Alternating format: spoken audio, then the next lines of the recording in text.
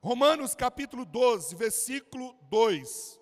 Nós estamos numa série de mensagens cujo tema é o discípulo de Jesus. Domingo passado nós começamos a série falando aqui na primeira mensagem, o discípulo extraordinário de Jesus rende-se a Deus. Se você não ouviu essa mensagem, eu quero convidar você para estar atento e acessar as nossas redes. Já está disponível para você e eu tenho certeza que você será muito abençoado por ela. E hoje nós vamos direto ao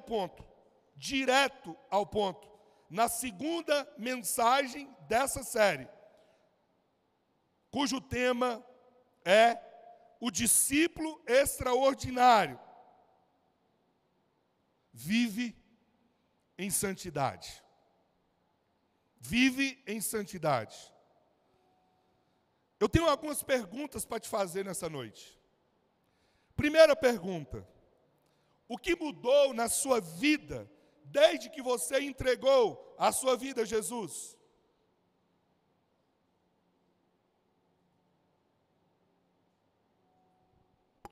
O que mudou na sua vida desde que você entregou a vida a Jesus? Eu entreguei a minha vida para Jesus no dia 37 de novembro de 1994. Portanto, agora em novembro fará 31 anos de caminhada com Cristo. Essas perguntas que eu estou fazendo a você, eu fiz para mim primeiro. O que mudou na sua vida desde que você entregou a vida a Jesus? Você continua sendo a mesma pessoa? Você passou por um processo de transformação? Segunda pergunta: depois que você entregou a vida para Jesus, você se tornou uma pessoa melhor? Você se tornou um esposo ou uma esposa melhor? Você trata o seu cônjuge melhor? Você trata os seus filhos de forma amável, agradável, depois que você conheceu Jesus? Depois que você conheceu Jesus, você se tornou um filho melhor? Como você trata os seus pais? Depois que você conheceu a Jesus, você se tornou um funcionário melhor, um trabalhador melhor? A empresa que você trabalha, o lugar onde Deus te deu para suprir as suas necessidades, o que falaria de você se eu fosse lá perguntar quem é você? Aonde você mora, você se tornou um vizinho melhor?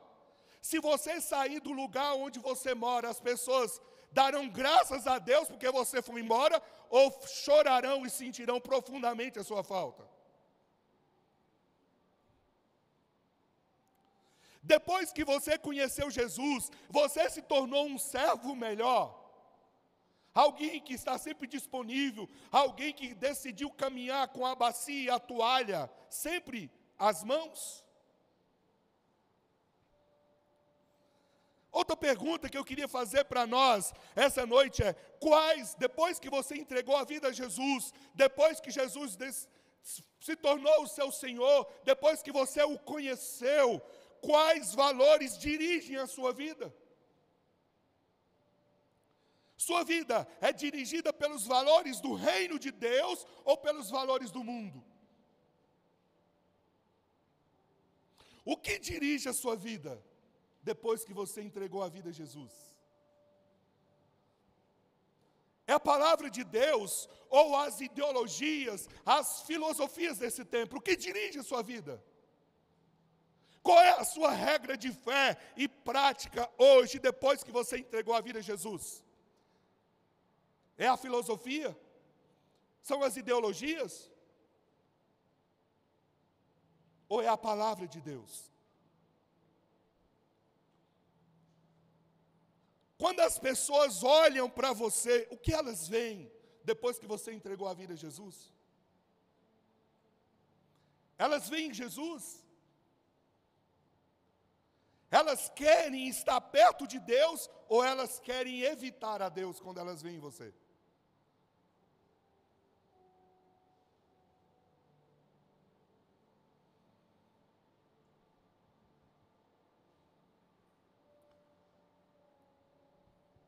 Você sabia que muitas pessoas só terão a oportunidade de conhecer Jesus através da sua vida? Você sabia que a única carta de Deus que essas pessoas poderão ler durante toda a sua existência será a sua vida?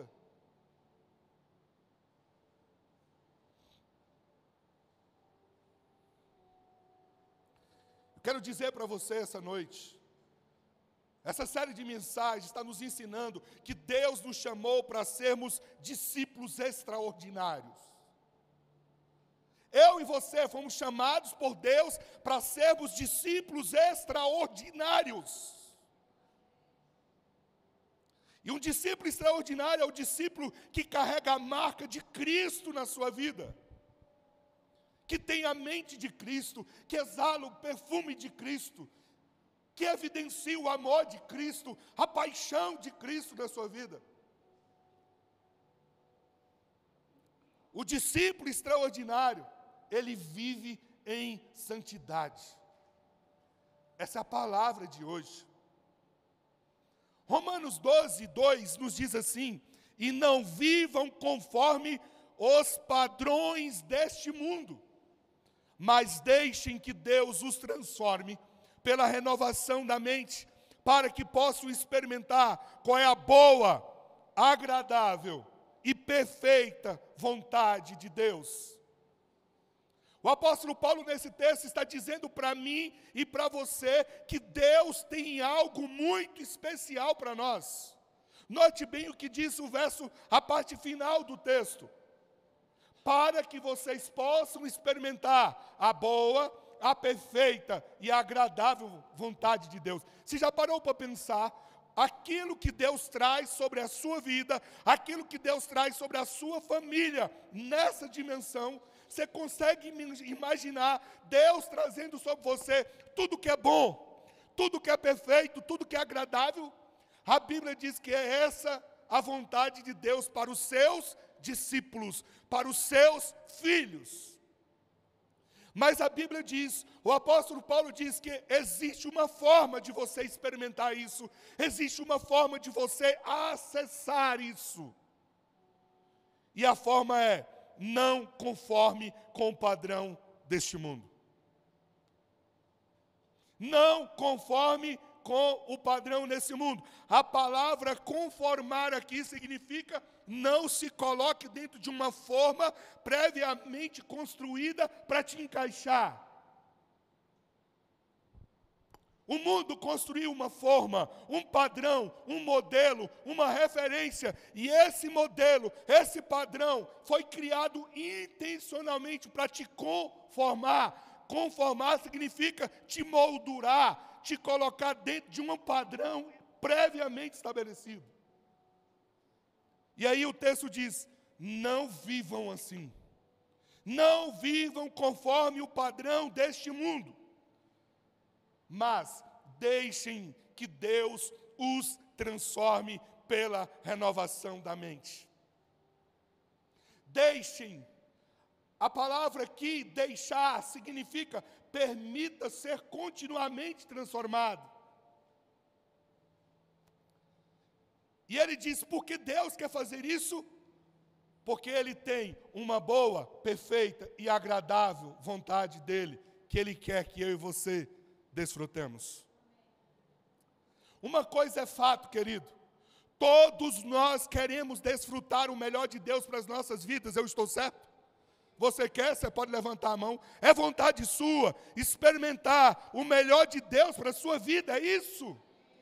Aleluia, Ele tem isso para a sua vida, Ele tem para a minha vida, Ele tem isso para nós. O texto nos diz isso. Quem é que poderia discordar disso? Se não fosse assim, não haveria tantas doutrinas distorcidas, ganhando força através de falsas promessas, de uma vida livre de problemas e desafios. Não foi esse o chamado de Deus para nós? Ser cristão significa também enfrentar desafios, também enfrentar batalhas, enfrentar dificuldades, enfrentar perdas, mas significa nunca estar sozinho no percurso. Deus não nos promete uma caminhada fácil. Deus nos promete uma chegada segura. Eu vou repetir isso.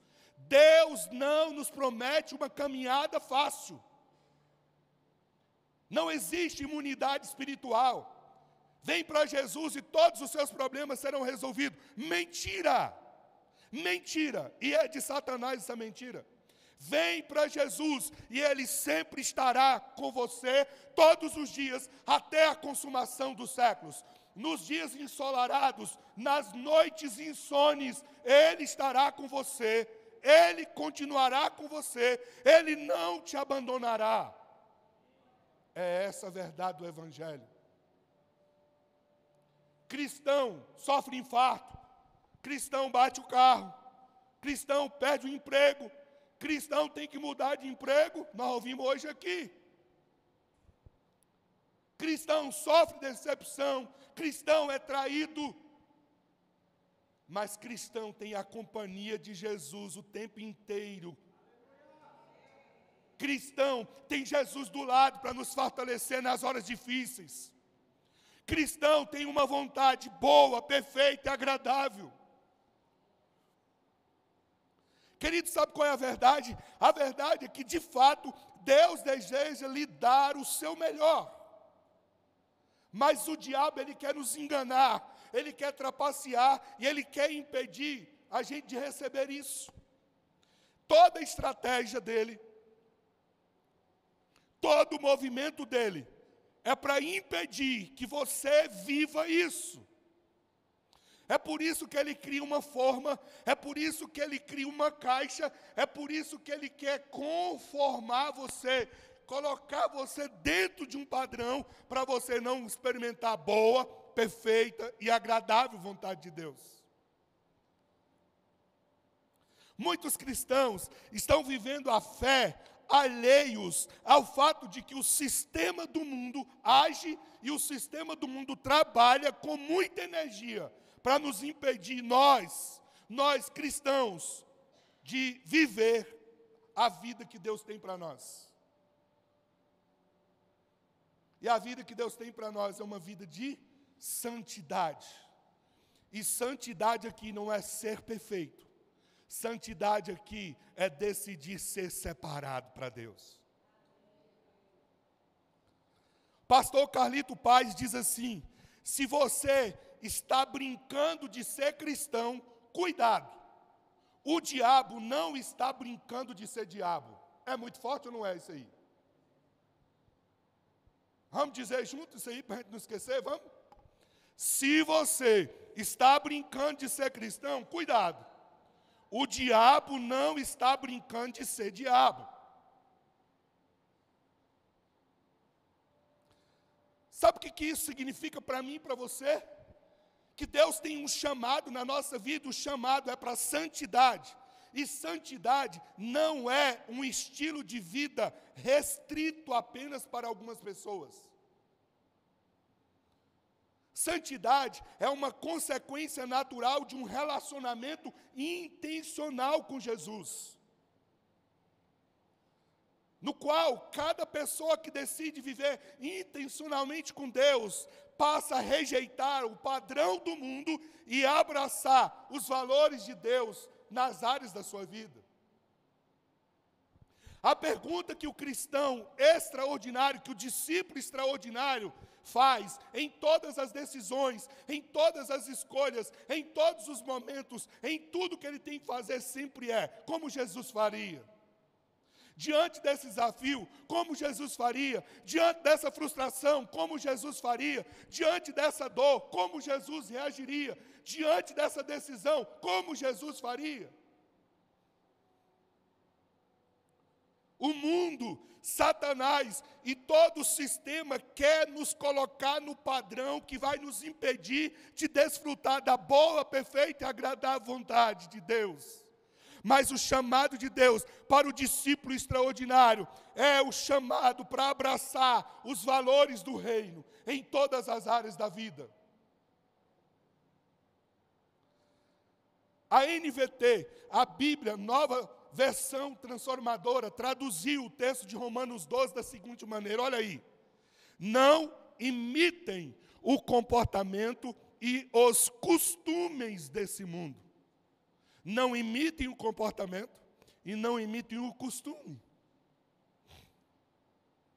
Mas deixem-se, permitam-se que Deus os transforme por meio de uma mudança do seu modo de pensar, a fim de que, com o propósito, com o objetivo, de que vocês experimentem a boa, agradável e perfeita vontade de Deus para vocês.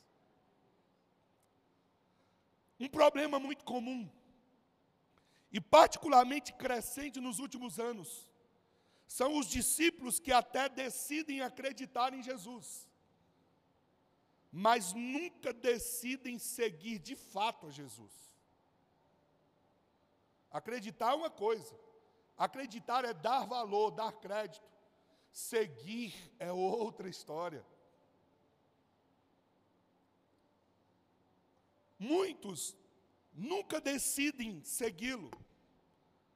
A semelhança do que aconteceu com a parábola do semeador, em Mateus 13, 3 a 8. Alguns recebem a palavra de Deus com alegria, mas permitem que suas sementes sejam rapidamente removidas do seu coração, ou nunca abrem espaço para que as sementes se enraizem, até então frutificar na sua boa medida. Consequentemente, isso traz problemas para a nossa vida. Algumas realidades que podem contribuir para esse cenário, de não experimentar o que Deus tem, a boa, perfeita e agradável vontade de Deus. O que contribui, ou qual é a consequência que isso traz na vida daqueles que dão apenas crédito, mas não decidem seguir a Jesus? Primeiro, acontece um esfriamento nas convicções acerca de Cristo. Se você colocar um termômetro espiritual na sua vida hoje, o termômetro vai apontar frieza ou vai apontar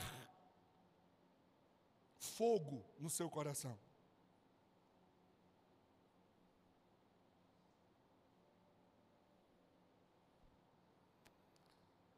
Outra consequência é que o ensino de doutrinas fracas e confusas a respeito do Evangelho ganha atenção no nosso coração, quando eu não aprofundo a minha vida em Deus. Outra consequência, isolamento e abandono do convívio da igreja. Bom, antes dessa série de mensagens, eu fiz uma série aqui de 3 mensagens, falando do perigo de você viver isolado. Que é a primeira estratégia de Satanás de querer te matar é te isolar. Tirar fora do corpo. Outra consequência, superficialidade no discipulado. Não aprofunda. Foge do momento de transformação, de se expor àquilo que vai mudar a vida, o caráter. Uma visão consumista sobre Deus, e isso aqui é muito sério. Hoje em dia, o Evangelho, ou as igrejas estão contaminadas disso. Pessoas que vão buscar a Deus só por aquilo que Deus pode dar, e não por quem Ele é. Essa é uma visão consumista de Deus. Eu sirvo o Senhor por quem Ele é, não por aquilo que Ele pode me dar. Eu falei aqui no domingo passado, o que Cristo fez por nós, tem alguma coisa maior que Ele possa fazer, acima do que Ele já fez? Uma cosmovisão relativista, expectativas na igreja, e escândalos na igreja, mau testemunho de cristãos, feridas emocionais, enfim, são tantas consequências. Mas você sabe o que isso diz para nós? Tudo isso compõe um verdadeiro ecossistema de frieza e, pior, de infertilidade espiritual. São verdadeiros inimigos da maturidade que não apenas infiltram em nosso coração, muitas vezes de maneira desapercebida, como também, se não forem identificados e tratados com toda seriedade, vão abrir portas para problemas ainda maiores da nossa vida. O escritor de Hebreus fez uma orientação muito séria a esse respeito, irmãos, relembrando a história e a insistente rebeldia do povo de Israel, oferecendo um caminho de honestidade, de autoexame e resultando no papel da comunidade na formação de um discípulo extraordinário. Hebreus 3, 7 e 8 diz assim: por isso, o Espírito Santo diz: hoje, se ouvires a voz, não endureça o coração como eles fizeram na rebelião.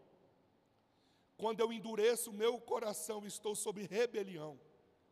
E a Bíblia diz que a rebelião é como o pecado de feitiçaria.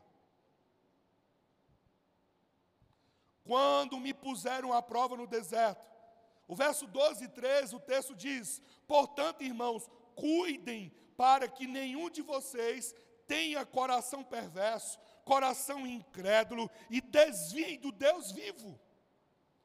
Advirtam uns aos outros todos os dias, enquanto ainda é hoje, para que nenhum de vocês seja enganado pelo pecado e fique endurecido. Irmãos, isso aqui é muito sério.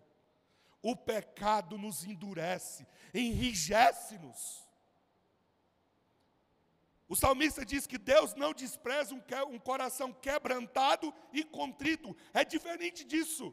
Um coração quebrantado e contrito é um coração acessível à voz do Pai, acessível à voz de Deus, que recebe com alegria aquilo que Deus ensina. Uma das questões mais importantes da vida cristã é essa: como podemos obter o melhor de Deus em nossas vidas? Vale ou não vale a pena aprender? Se Deus tem algo especial para a minha vida, como um discípulo extraordinário, como nós vamos obter esse melhor de Deus? É isso que Romanos 12 nos ensina. Um discípulo extraordinário de Cristo, ele vive de maneira separada do mundo, ao mesmo tempo que vive os propósitos do Pai no mundo. Três coisas, e eu quero ser rápido e prático com você. Três coisas para responder isso aqui. A nossa pergunta é: como obtemos ou podemos obter o melhor de Deus para a nossa vida? Como podemos obter? Então a proposta é: para viver plenamente uma vida de santidade que nos leva a acessar a boa, perfeita e agradável vontade de Deus, em primeiro lugar, seja fiel a Deus e rejeite as ofertas de Satanás. Duas coisas importantes aqui, duas coisas. Duas coisas que eu e você precisamos dar atenção. Primeiro, o versículo 12, a parte A do versículo 2 diz: e não vivam conforme o padrão desse mundo. Qual é a primeira coisa? Qual é a primeira chave? O que eu primeiro preciso fazer? Qual é a primeira decisão? Qual é a primeira escolha? A primeira escolha é: seja fiel a Deus. E ser fiel a Deus implica rejeitar as ofertas de Satanás.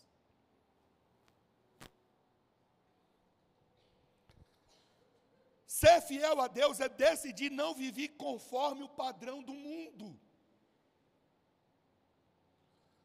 Deixa eu dar um exemplo claro, para você nunca mais esquecer. Quando a gente entra em um relacionamento, principalmente em um casamento, nós estamos dispostos a aceitar diversos defeitos do nosso cônjuge, não é verdade? Ou você casou com seu cônjuge achando que ele era perfeito? Não é possível que você caiu nessa mentira.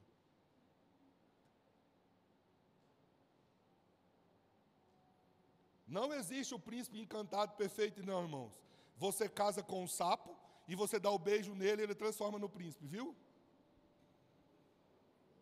Eu e você chegamos cheios de defeitos, cheios de problemas, cheios de limitações, inerentes à nossa natureza humana. Deixa eu te falar, diminui a régua para você casar, põe mais embaixo. Deus vai enviar para você um ser humano. Não vai chegar montado num cavalo branco, voando para você. Pode chegar muito mais parecido com o Shurek, porque é ser humano. Mas o segredo é se tornar uma Fiona, para construir uma família, que independente daquilo que agrada o outro, a gente vive feliz nos nossos relacionamentos. Você pode pegar isso aí? Eu cresci ouvindo meus antepassados dizer, todo balaio tem uma tampa.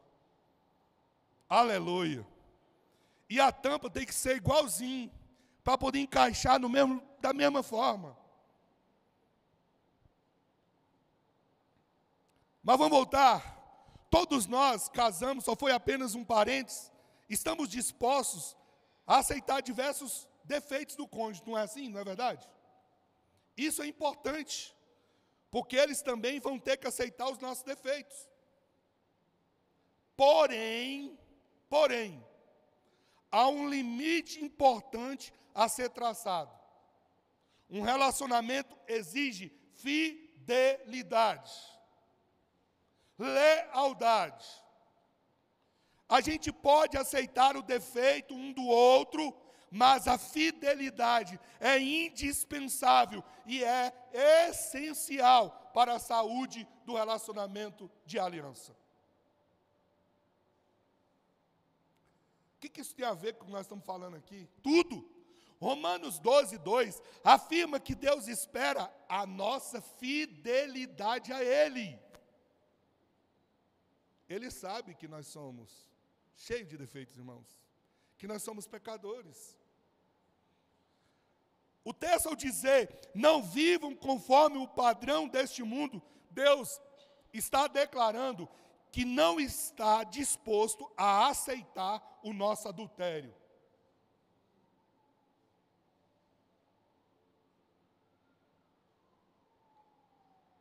Se nos rendemos a Ele, então temos que ser fiéis a Ele.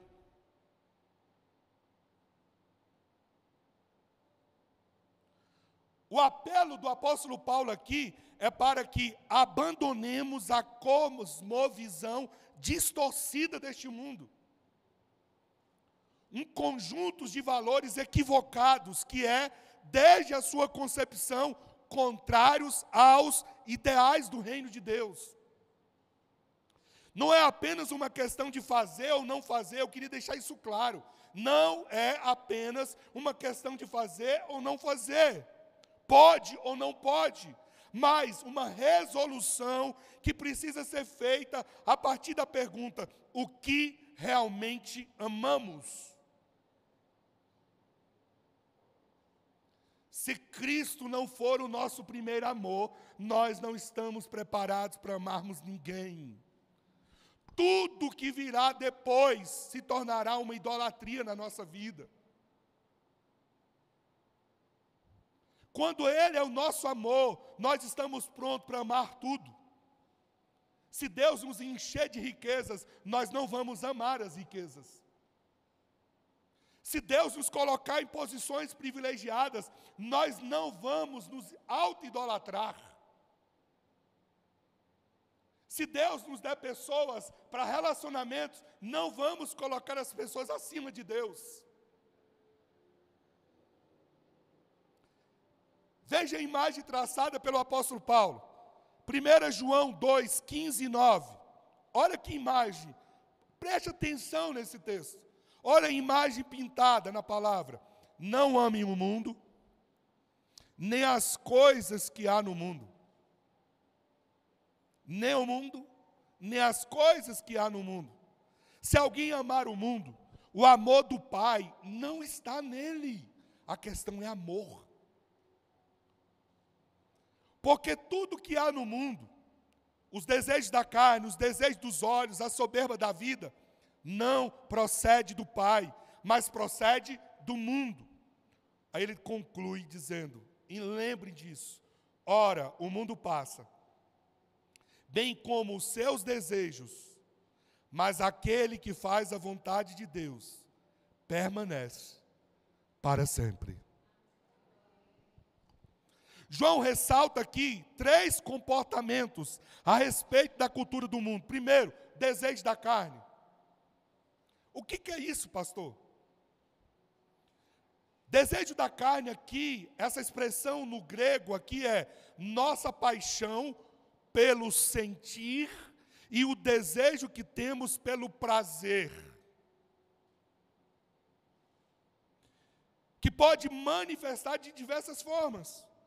Não há nada de errado em desfrutar de desejos legítimos dados por Deus, mas tornar-se compulsivo por satisfazê-los a todo custo é o que destruirá as nossas vidas.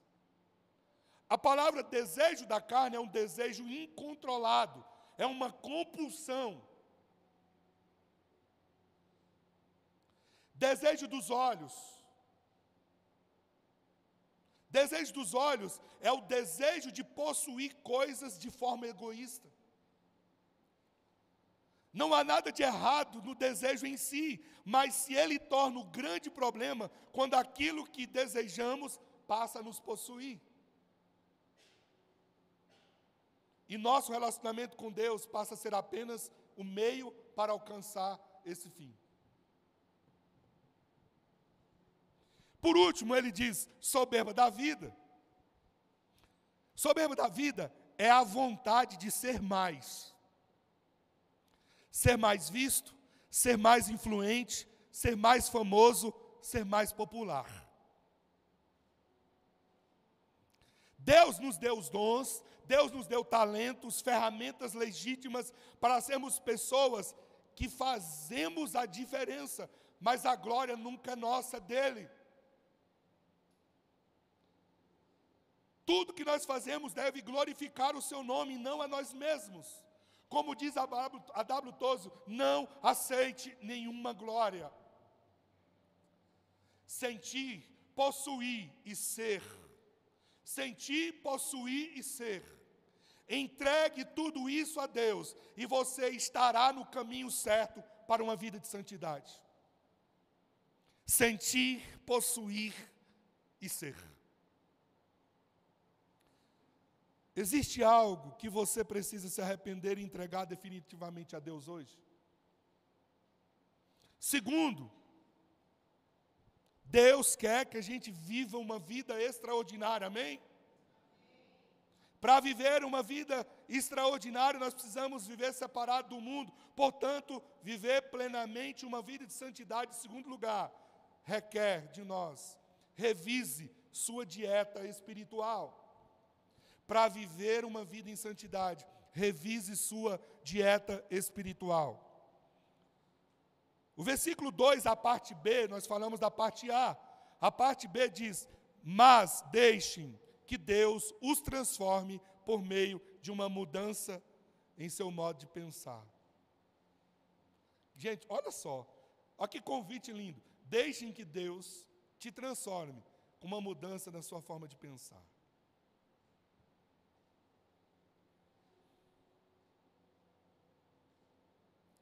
Chip Ingram, no seu livro Espiritualidade que Transforma, diz: a solução de Deus para a transformação genuína não são regras.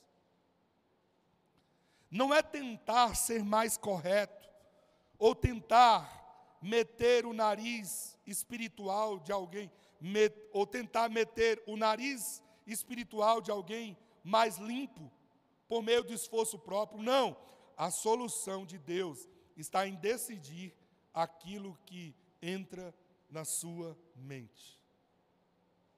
O nosso maior campo de batalha é a nossa mente.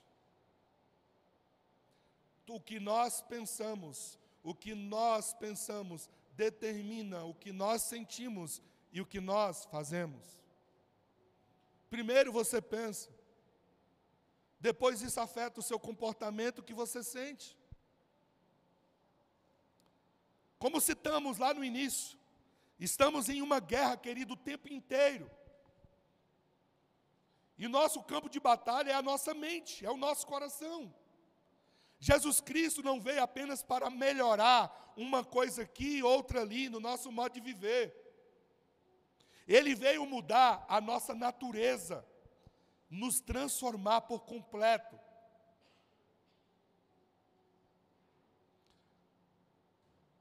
A Bíblia diz: o justo é como a luz da aurora, vai brilhando mais e mais, até ser dia perfeito. Vamos entender uma coisa importante. Nenhum de nós, por mais motivado que seja, pode mudar a si mesmo. Eu vou repetir isso.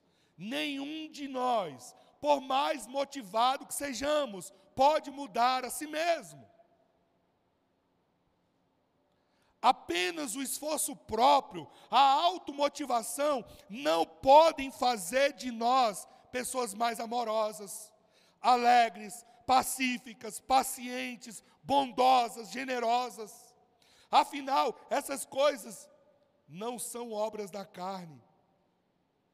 Essas coisas são obras do Espírito, diz a palavra.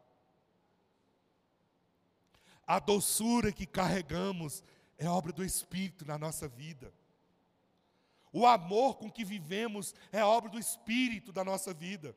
O domínio próprio que nos faz tolerar os outros é obra do Espírito na nossa vida. A nossa longanimidade, a paciência longa com aqueles que nos ferem e nos machucam, é obra do Espírito na nossa vida.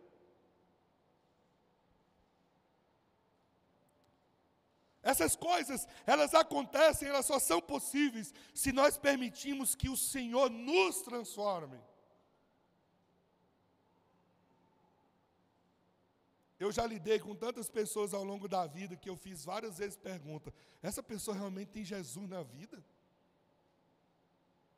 Uma pessoa que se explode por qualquer coisa, que grita, que humilha os outros. A pergunta que eu faço é: como é que alguém pode ter Jesus? A obra da carne domina, o Espírito Santo ainda não agiu no coração. Porque o Espírito Santo é gentil, é doce, é elegante, é agradável. Colossenses 3, 1 e 2 diz: portanto, já que vocês ressuscitaram com Cristo, procurem as coisas que são do alto, onde Cristo está assentado à direita de Deus. Mantenham o pensamento nas coisas do alto e não nas coisas terrenas. Irmãos, coloca aí, Eduardo. Eu tenho falado isso aqui há muito tempo. Eu queria que você falasse comigo. Vamos juntos?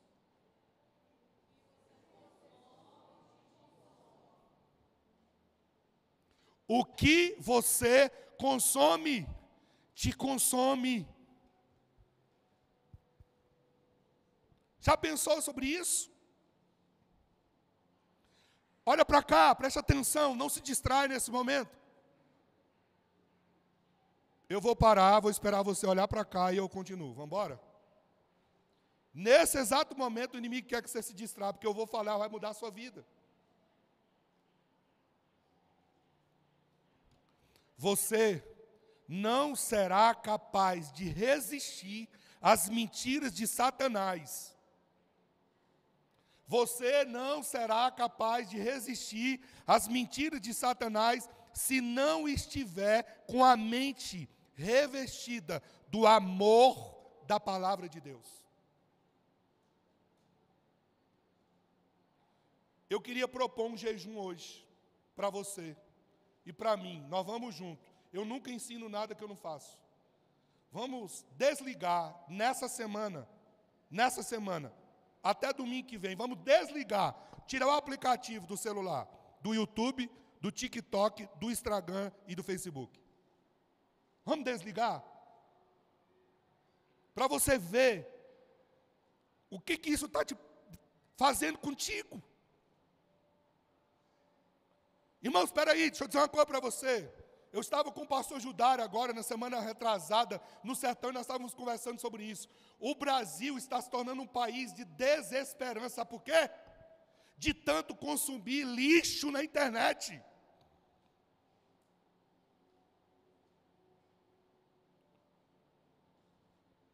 Deixa eu te falar, se você não consome a palavra de Deus, ela não vai ganhar o seu coração não será transformado, você não viverá, experimentará o amor de Deus. O que você consumir, vai te consumir. A internet só fala de notícia de política, e notícia de política enviesada, ou é esquerda ou direita. E a gente vai contaminando o nosso coração. Deixa eu te falar, ao invés de você gastar tempo com isso, gaste tempo com a palavra de Deus. Gaste tempo com a oração. Você não será capaz de resistir às mentiras de Satanás. Deixa eu te falar de uma coisa que a palavra de Deus diz, e você como cristão precisa crer nisso. Hoje, para sempre reviver, creia nisso. Quando o rei Uzias morreu, eu vi o Senhor assentado no alto e sublime trono. O governo é de Deus. O governo é de Deus. Quem assenta na cadeira é Deus. Não tem homem maior do que Deus. Paremos de colocar nossa esperança em homens e coloquemos nossa esperança em Jesus. É dele que vem a nossa esperança e a nossa salvação, diz a Bíblia. Deus é o nosso refúgio, Deus é a nossa fortaleza, Deus é o nosso socorro bem presente no dia da angústia. Não é a política que vai mudar o Brasil, é Deus, irmãos. No ano em que morreu o rei Uzias, Isaías nos ensinou a mim e a você. Ensinou a mim e a você. Escolhe olhar para o trono. Escolhe olhar para Deus e ver o Senhor assentado no trono.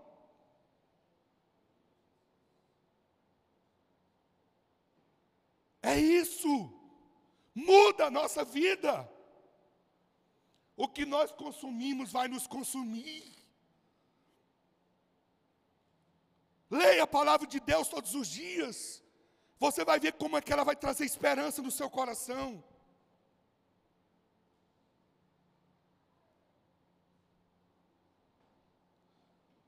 Se você não tiver revestido do amor de Deus, do amor à palavra de Deus, você não vai resistir às mentiras de Satanás. Isso acontece de forma processual, eu vou terminar a mensagem aqui. Isso não acontece do dia para a noite. É um processo que envolve três coisas. Primeiro, um esforço contínuo de perspectiva. Um reforço contínuo de perspectiva. O texto diz, mantenha o pensamento nas coisas do alto. Mantenha o pensamento nas coisas do alto. Mantenha os pensamentos nas coisas do alto. Nós não somos dessa terra. Aonde é que a gente tem que pensar? Nas coisas do alto. Não nas coisas da terra. Fala para a pessoa que está do seu lado, você é peregrino, eu preciso te lembrar disso hoje. Você é peregrino. Onde é a sua casa? Onde é a sua casa? Você vai voltar para casa? Ou você quer ficar aqui? Eu estou indo para casa. E sabe onde é que, como a gente vai para casa? Entendendo que Jesus é o caminho que nos leva para Ele. Segundo, persista em meio a uma batalha. Persista. As armas com as quais lutamos não são humanas. Pelo amor de Deus, o que é que nós não estamos enxergando? As armas com as quais lutamos não são humanas. A igreja não luta com a arma humana. Você entendeu porque nós fizemos uma semana de jejum e oração agora de 7 dias? Como é que você está saindo dessa semana? Eu estou saindo pegando fogo, você já percebeu, né? Pelo contrário, qual é a arma? As armas com as quais lutamos, elas são poderosas em Deus para destruir fortalezas, destruir argumentos, toda pretensão que se levanta contra o conhecimento de Deus, e levamos cativo todo pensamento para torná-lo obediente a Cristo. Esse é o segredo. Leva o seu pensamento para Jesus. Prenda seu pensamento a Jesus.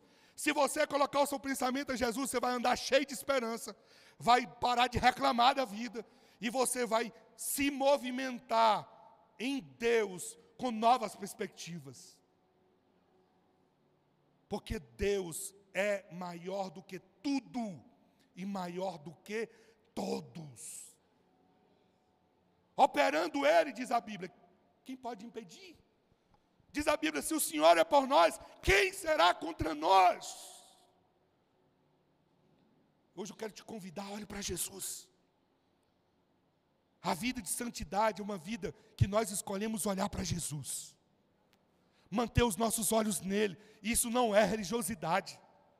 Isso é uma vida intencional na presença de Deus. Eu escolho. Irmãos, o mundo está em crise, está em colapso. Mas você hoje precisa tomar uma decisão. Você vai estar em crise ou você vai estar em Cristo? Qual é a decisão da sua vida? Eu escolho Cristo. Quando morre o rei Uzias, eu escolho olhar para o Senhor e ver Ele assentado num alto e sublime trono. Deus não perdeu o controle das suas dores. Deus não perdeu o controle das suas batalhas. Deus continua cuidando de tudo, amém? Amém? É o Espírito Santo que convence do pecado, da justiça e do juízo. Agindo Ele, ninguém pode fazer. Terceiro e último. Render-se diariamente ao domínio de Cristo. Efésios 3, 16 a 17 diz que Ele os forneça no íntimo do seu ser com poder, por meio do seu Espírito, para que Cristo habite no coração de vocês, mediante a fé. Mediante a fé. Transformação, querido, é fruto de uma vida que se permite ser cheia de Deus todos os dias. Vamos ler aí?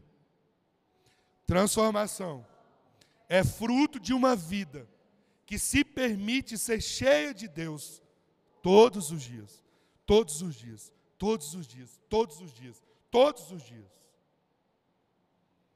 E eu concluo aqui. Fique de pé, para parecer que está terminando. Para você desfrutar de uma vida extraordinária, de um discípulo de Jesus, conheça e desfrute da boa vontade de Deus para a sua vida. O que Deus tem para você é uma boa, perfeita e agradável vontade.